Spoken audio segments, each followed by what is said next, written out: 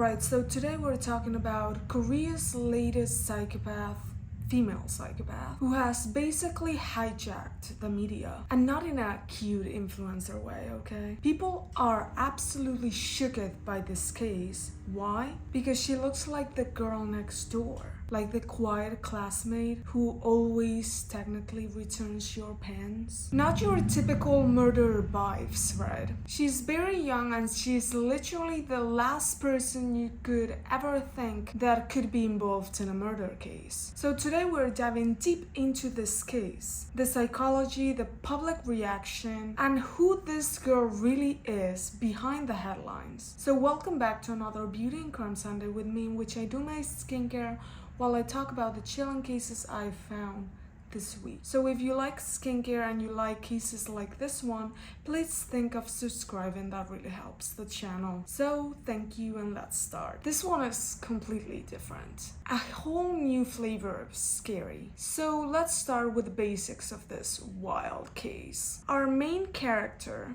Yu Jung, she's 23 years old, and honestly, if you saw her on the street, you would think, oh, maybe she's here to donate to an animal shelter or tutor your kid in math. I mean, she gives the typical quiet girl look, harmless, sweet. Maybe it's the bangs of the little girl. Maybe it's the soft-spoken demeanor, but murder? Absolutely not, right? Wrong. Because when it comes to female killers, people always have this specific image in their heads. Dark lipstick, staring into the void, maybe humming lullabies at 3 a.m. But Yu Jung, she looked like she would offer you a free trial lesson in algebra. And speaking of lessons, let's talk about the tutoring apps. These apps are huge in Korea. Think of it like really a dating app, but for academics. You swipe for a tutor, not a boyfriend. Parents use it to find vetted, very certified professional tutors for their kids, especially ones prepping for high school or college entrance exams. You know, South Korea, and they're very, very competitive high school. So what did Yu Jung do, you might be asking? Well, she made a fake profile. Well, she played the typical catfish move, but instead of trying to flirt or scam for money, she pretended to be a very concerned mother looking for a tutor for their kid, specifically looking for an English tutor for her imaginary 14-year-old. Like, she had a full story. She claimed her daughter needed help preparing for high school and she wanted someone really good. So enter Kim, the 26-year-old English tutor who had a very glowing profile. She was super qualified, very tough college level material. So you would be thinking the real deal. So Yu Jung, in super real soccer mom kind of cosplay, it slid into Kim's DMs. And it started chatting about the lesson plans that you could have, scheduling, you know, the typical tutor stuff. But then she casually drops the, do you live alone? Okay, so first red flag there. A little weird. Like, ma'am, are we still talking about tutoring here, or are you talking about something else? But eventually, Yu Jung and Kim made an arrangement. Kim believed that she was eventually going to meet the mom and daughter for a home session at her own house. She probably thought, cool, another hard-working student, another paycheck. But here's the thing, Yu Jung wasn't just swiping for anyone in that app. She was specifically looking for specific type of people, picking someone to target. Like, she was technically shopping for victims. But now let's talk about Kim. She wasn't just a tutor. She was described by friends as bright, caring, the type of person who would actually listen to your problems. You know, the very rare friends that actually ask how you doing and they actually mean it.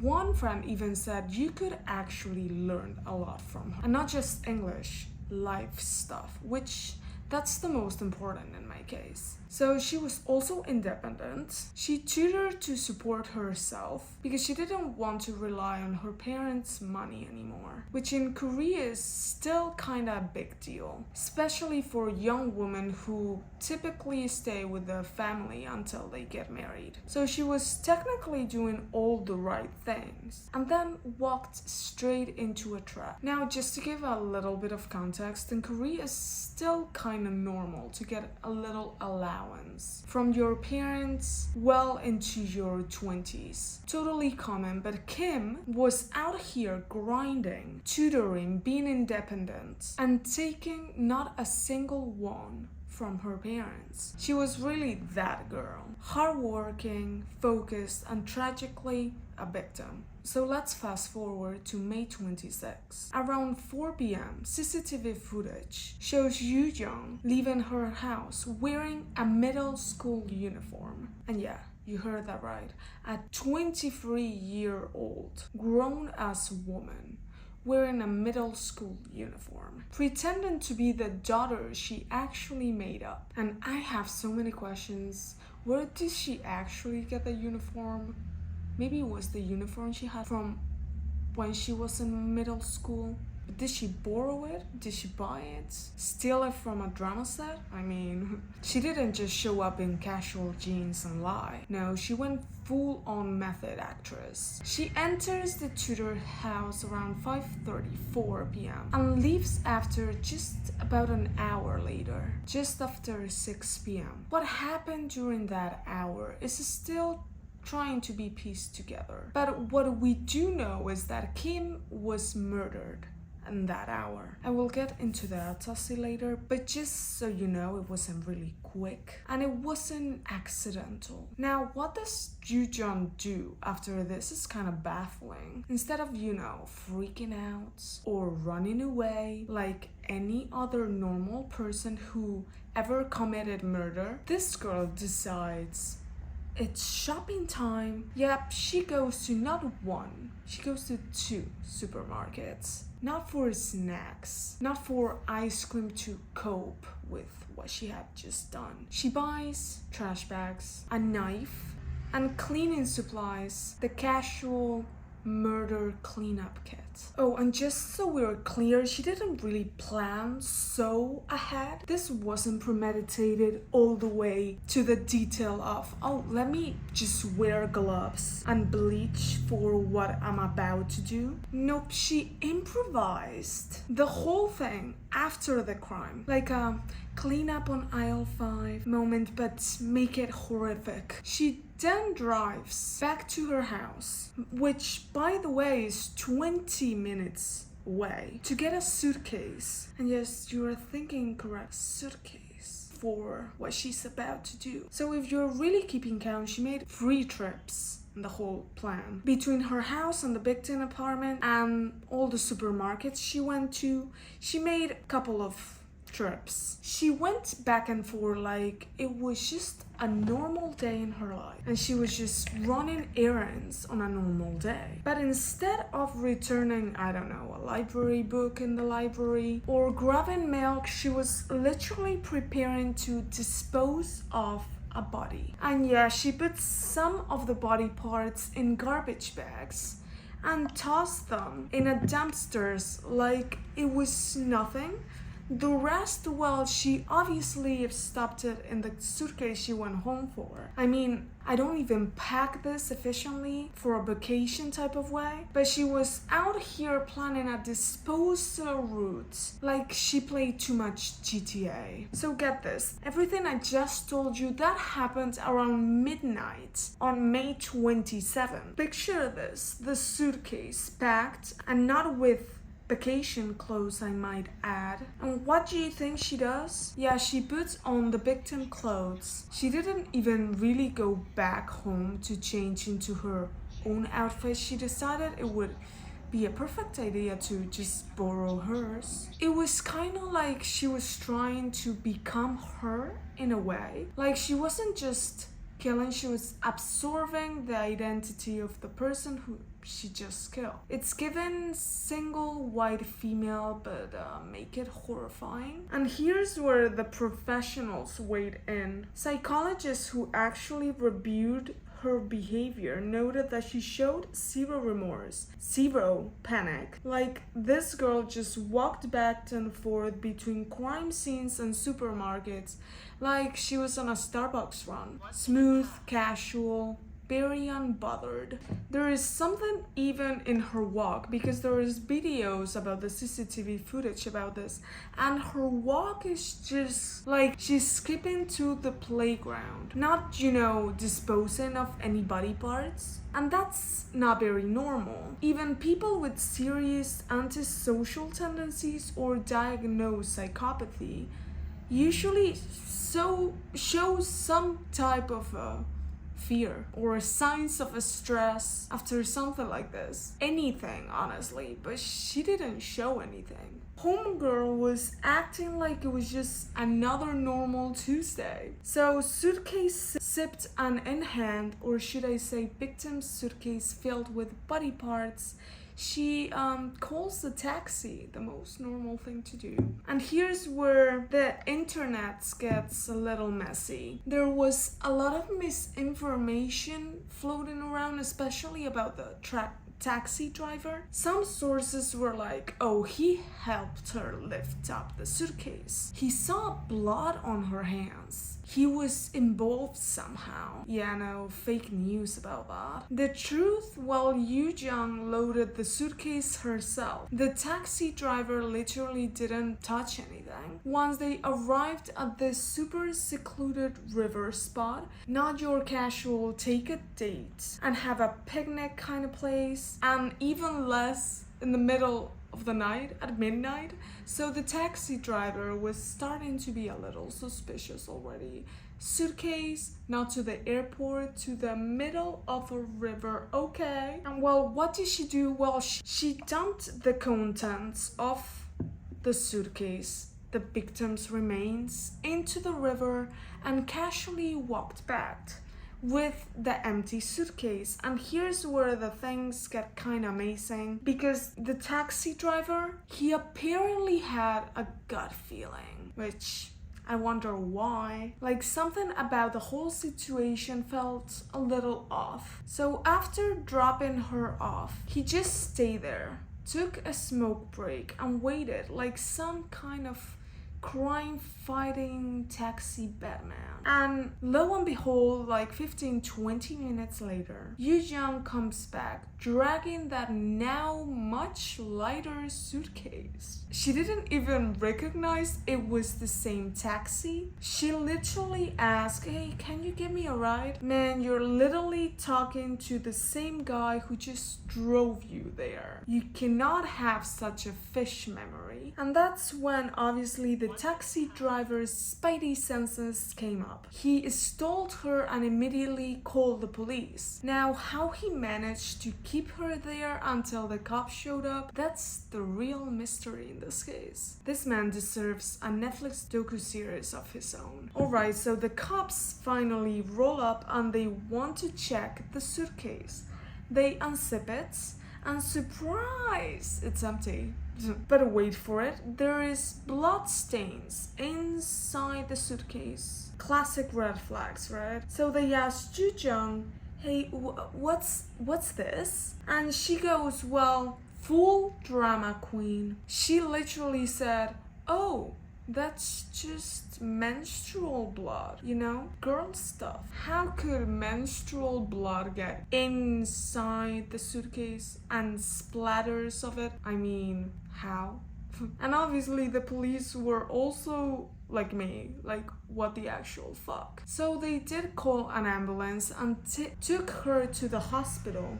And here's where things get even more weird, very weird. Because everything she was saying, it makes zero sense. I mean, her excuses were like literally a 10-year-old child kind of excuses to her mom. Doctors actually checked her out, and obviously there was no signs of menstruation ever anywhere. Please stop lying at this point. You're only making it worse. But Yu Jung, oh no, she she's got a new story now. I actually had a baby and I got rid of it. That's why the blood's there. They do an ultrasound and yeah, no baby anywhere. No recent birth. So yeah, another totally made up lies. Please stop it. Well, next up, police interrogation. She claimed she showed up to the tutor's house and found a very mysterious suspect already attacking the victim. Another made up story. I think she reads too many books. Because what the fuck is this? Then this southern attacker supposedly told Yu Jung, if you keep quiet and get rid of the body for me, I will let you live as the victim. Wait, what? This sounds like a rejected plotline from a crime drama, but the police obviously weren't impressed and called out the nonsense. Then she switched gears, saying I was embarrassed to be an adult looking for an English tutor, so I pretended to be a middle schooler. Then we started arguing about the curriculum and well, I got mad and murdered her. Okay, sure, rage murder or over lesson plans. That makes total sense. Eventually, Yu Jung confessed to what's believed to be the closest version of the truth. She wanted to find out what it felt to kill someone. We have the truth finally after 10, maybe 12 lies. And now the autopsy results. Really brutal. Yu Jung stabbed the tutor over 20 times. Mostly in the neck and chest. Experts say that this wasn't really a crime of passion or rage. It was cold, calculated, and 100% focused on actually killing the victim. And very quickly. No lingering drama, no second thoughts. And here's the kicker, she didn't run. She came back not once, not twice, but 3 times to clean up and get rid of the body. Plus the CCTV footage showed she even cut her hair to look younger than she was actually. And so this was serious, very premeditated stuff. But because of legal rules, the police released her identity. And people were very shocked. She's young, looks totally normal, like the kind of girl who would quietly study in a cafe. No one really expected this darkness lurking underneath. Also turns out she didn't just contact the one tutor that she actually killed. Multiple tutors reported that Yu Jung reached out to them through the app. Some almost said yes, but declined because some of them were maybe living in the one dorm room that had no space, so it was very hard to do it at their house. Yu Jung wanted to do it at their house, the tutoring, so that's the problem. And one tutor said that Yu Jung actually asked, do you live alone? She seemed to be targeting very young, single tutors who lived alone and needed money. Vulnerable people her own age. No clear motive, no obvious reason, just a hunt. And the weird thing about this is that she actually also planned on attacking someone that was very similar to her. And in these cases like this one, usually they try to attack, I don't know, someone younger, someone maybe very thin, someone that cannot fight them. But in her case, she chose someone very close to her, which is even more weird. So to hopefully stop this kind of nightmare from happening again, we got to dig deep into who Yu Jung was and what's going inside her head. Remember, she told the police she wanted to feel how murder would feel like. She also admitted that she watched true crime documentaries, crime videos, and read books about murder all the time, which kind of sounds like me. But one movie that she was obsessed with, a psychological thriller, where a woman kills another woman and then takes over her identity. Sounds familiar? Yu Jung's story about the random suspect trying to hand her the body, wearing the victim's clothing, digging through Tudor profiles like she was shopping online. It almost kind of seems like she was trying to basically steal someone else's life. Maybe she hated her own life so much. Maybe this was her way of escaping by becoming someone else. So here's the kicker about Yu Jung's actual background.